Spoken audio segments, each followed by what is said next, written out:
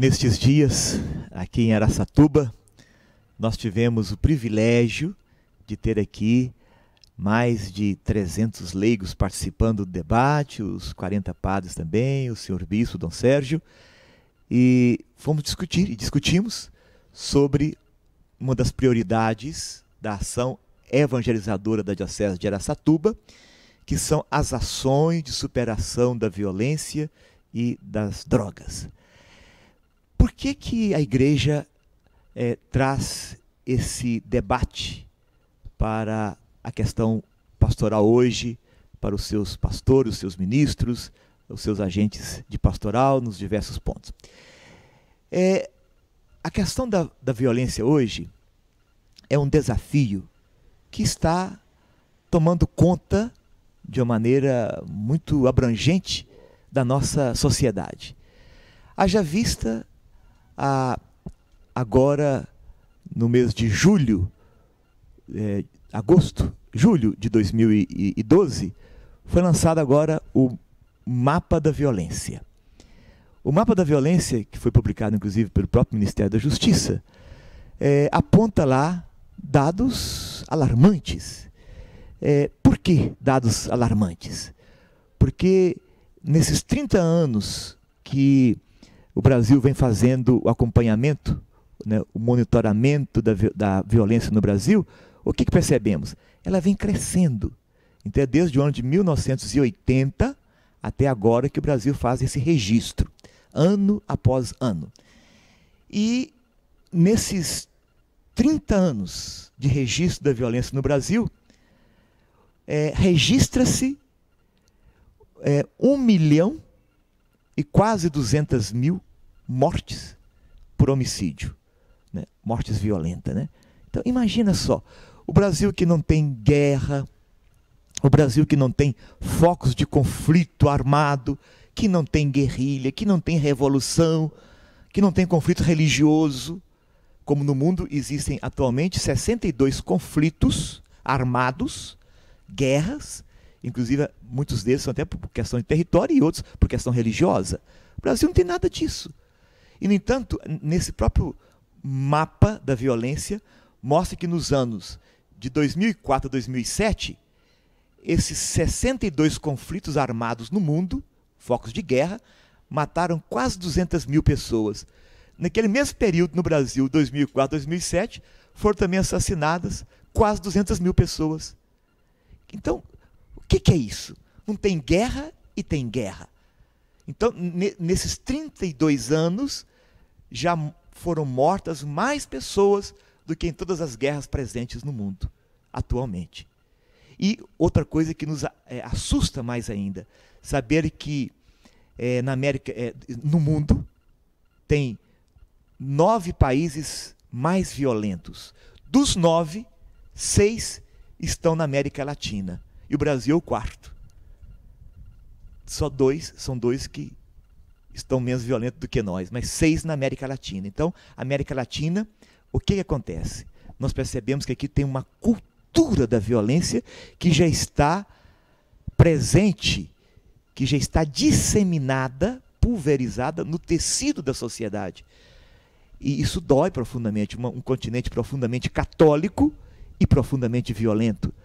E essas vítimas da violência, inclusive essa pesquisa aponta isso, 50% das vítimas de violência aqui no Brasil são entre conhecidos, entre familiares. Então a violência familiar está muito grande, está muito forte.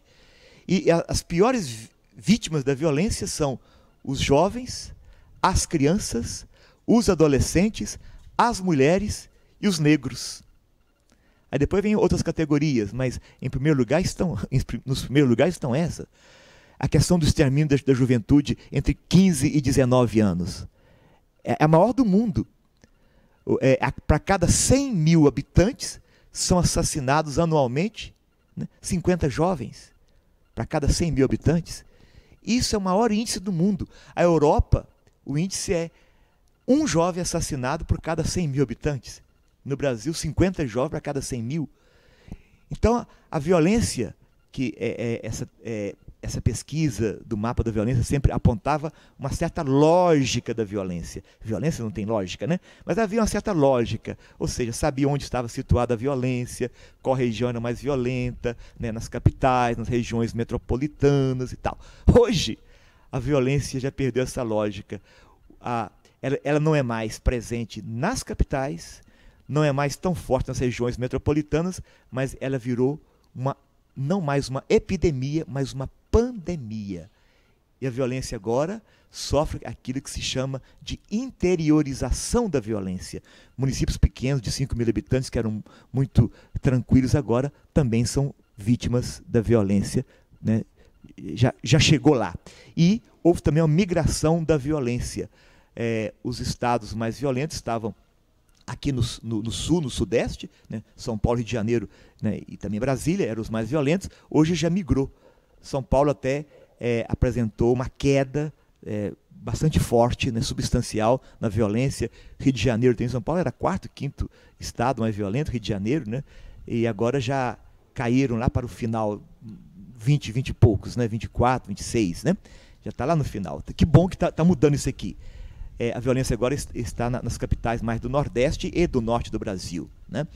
Alagoas ganhou como primeiro lugar, isso é muito triste. Salvador, né? Quer dizer, já está mudando isso aí.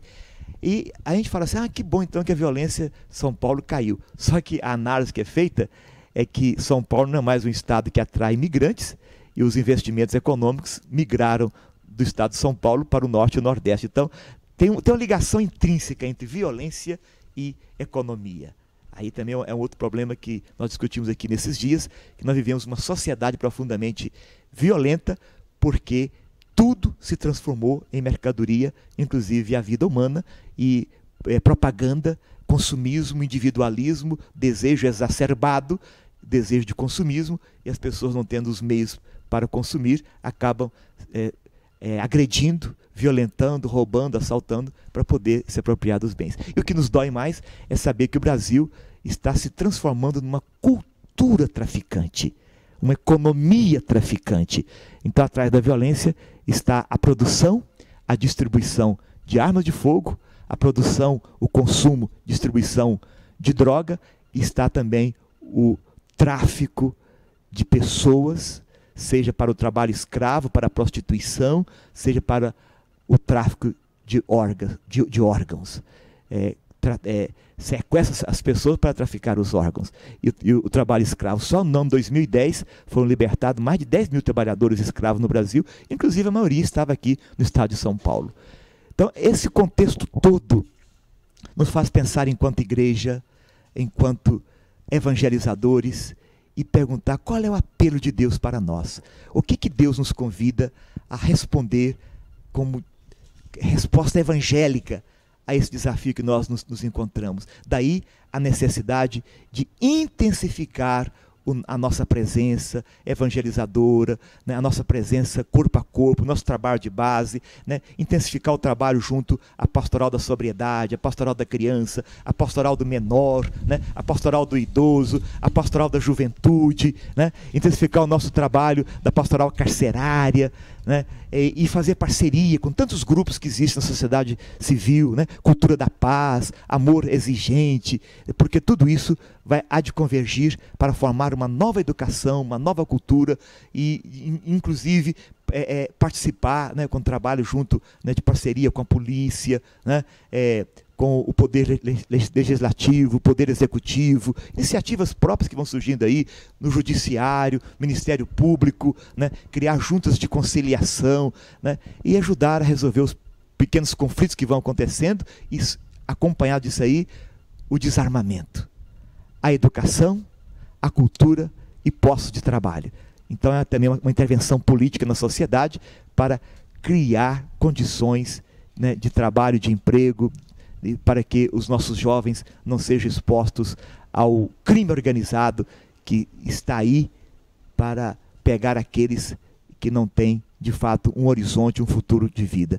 Então é um trabalho desafiante, mas nós sabemos que a última palavra é aquela que Jesus disse quando ele apareceu aos seus discípulos depois dele mesmo ter sido vítima da pior violência, que foi o seu assassinato. Ele aparece, os discípulos estavam com medo, ele mostrou as cicatrizes que estavam presentes ali nas suas chagas, soprou sobre eles, lhes deu o Espírito Santo e disse: aqui estão as cicatrizes, me custou muito caro, agora vão pelo mundo e vinguem a minha morte. De que forma? Levando a cultura da reconciliação, levando a cultura da paz, a cultura do perdão.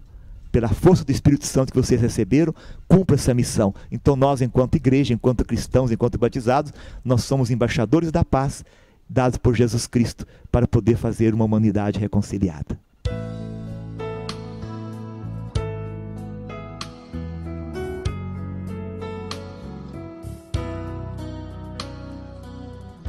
Quem podia imaginar que aquela cruz